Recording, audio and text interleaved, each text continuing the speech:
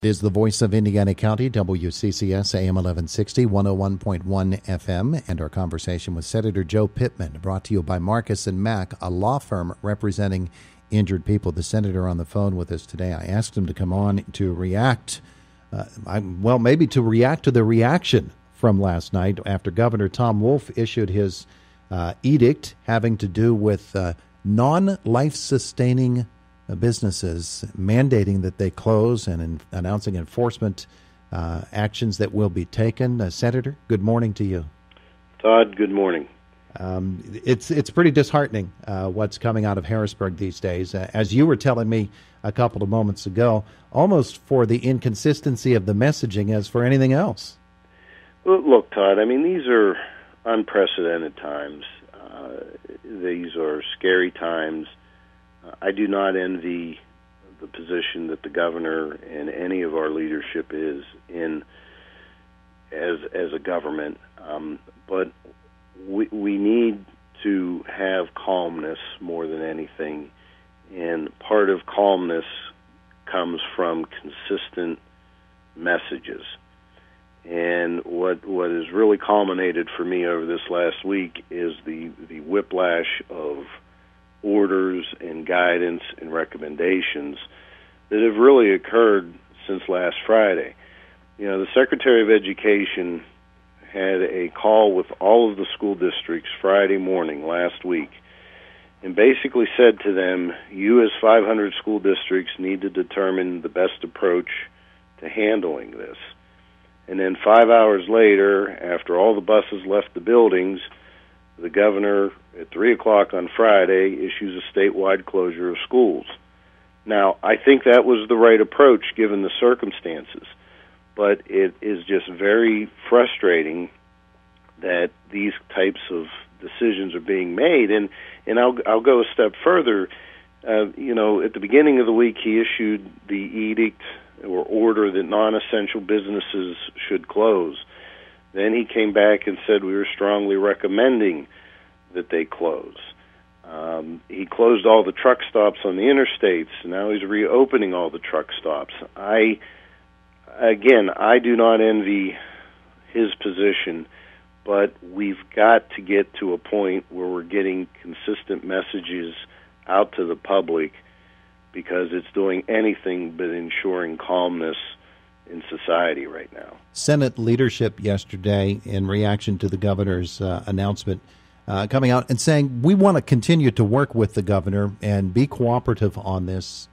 Nonetheless, it is the communication aspect. And talking with Representative Struzzi a half an hour ago, he was concerned about that too. The communication aspect of this is as disheartening as anything else, it appears. Right. We do want to work with him. But we need the direction. We need to be able to convey the message. I mean, when he makes these orders, it's us that are looked to answer the questions, and we've not been equipped with that ability. And at the end of the day, this all comes down to basic human decency and basic common sense. We need to practice the social distancing recommendations that are out there. We need to refrain from being out in the public as much as possible. We need to practice the hygiene that, candidly, we should be practicing all the time. And I think what you ran from RMC just before we got on here is exactly the right message. We need to do all of those things. And it's at some point not possible for us to dictate good behavior. And that's kind of where we're getting to at this point, is not being able to manage the reality of just practicing good common sense. And that's where we all need to be right now. Senator, the reaction from the Senate leadership yesterday questioned the use of the phrase non-life-sustaining, the point being that for the employees themselves, that is life-sustaining. That's how they are living their lives. React to that, if you would. Well, you're right. I mean, and even within that, he tried to carve out business sectors that are life-sustaining and non-life-sustaining. Well, we have manufacturers in this community that supply parts to healthcare facilities and healthcare manufacturers.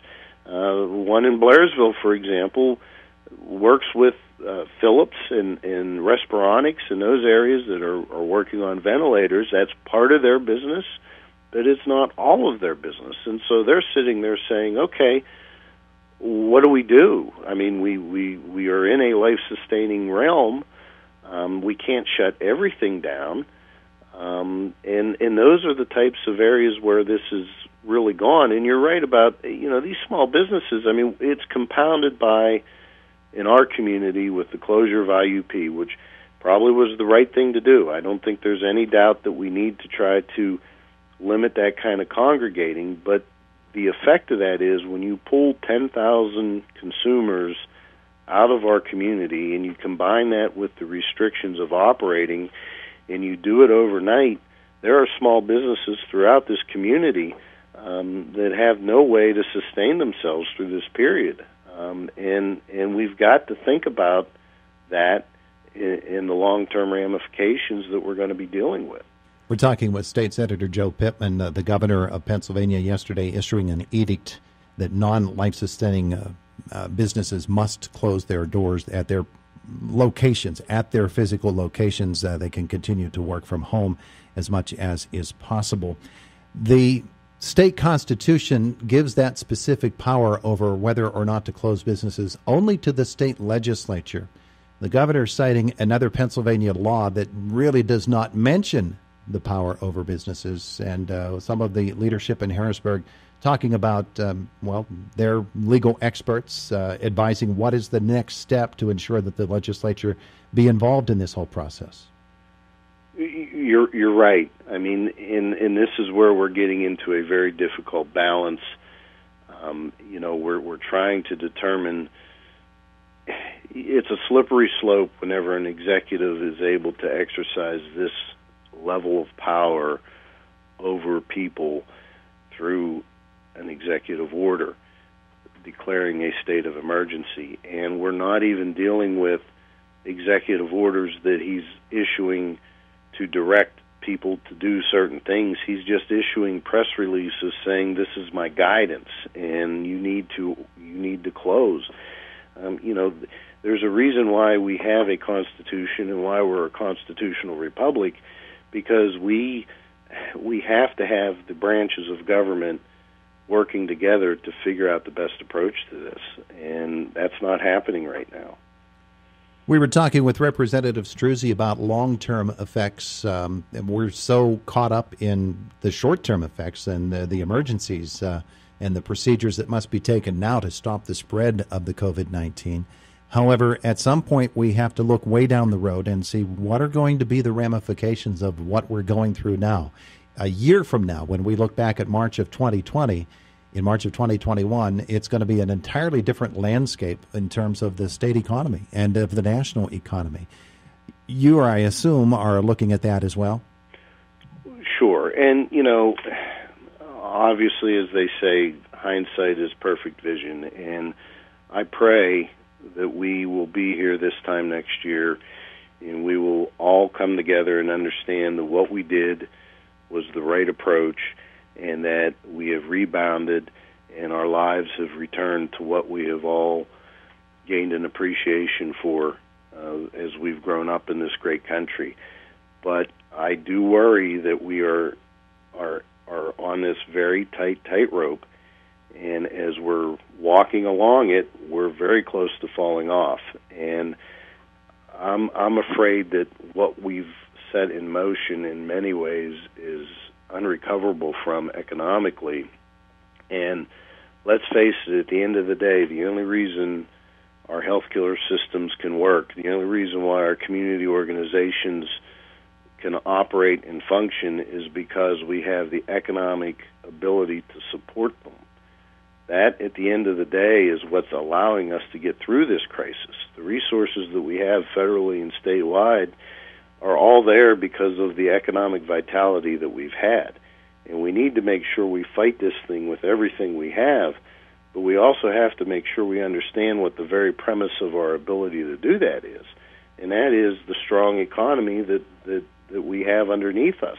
And once that's gone, everything else above it quickly collapses. Senator Joe Pittman with us this morning as we talk about COVID-19, the governor's edict last night having to do with businesses that are non-life-sustaining having to close for now. Senator, I'm sure you and your colleagues have been discussing many items having to do with COVID-19. We talked with Representative Struzzi about the budget talks and how those at some point are going to have to come back up and get onto the front burner of the stove. But this is an overriding concern right now. What are some of the things that you and your colleagues have been discussing in terms of COVID-19 and some of the actions that the state might be able to take as a legislature? Well, I think one of the most important things we need to address is moving the primary date back. We are a month away from the primary election. I think when you see the chaos that occurred in Ohio and Florida and other areas, that we would be well served by moving that back a couple months. That needs to be done collaboratively. I've heard the governor wants to unilaterally move the date of the election. That is just simply not permitted by our Constitution. I think it would be the right thing to do, but we have to do that together.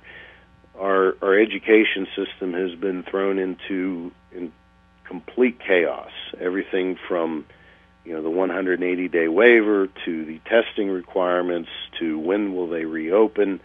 We're going to have to go in and we're going to have to do some very significant things to provide the education community with very clear guidance. We've got to make sure our unemployment compensation system is up and running and ready to go, better than what it is right now.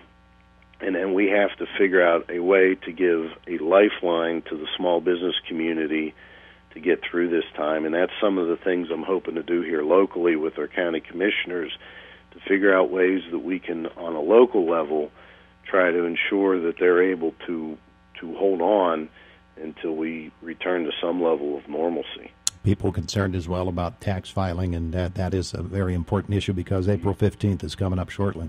That's exactly right. That's a whole other issue, is how we manage the tax filings of this. And we need to make sure too that our support network, our social service network, is there and available. The United Way, I'm still on the United Way board. We've had several conversations this week about what we can do as a community to make sure that all remains intact, because it's a very important part of this. But again, the United Way only works because of the generosity of this community donating from their hearts to support those causes. All right, Senator Joe Pittman, hard at it. Thanks so much for spending some time with us today. Todd, thank you, and I just ask everybody that's listening to please use good common sense, practice good hygiene, don't go where you don't need to go, and most importantly, remain calm. We will get through this. Senator, thanks so much. Have a great day. Thank you, Todd. We'll see you. Thank you, Todd. We'll see you. Thank you.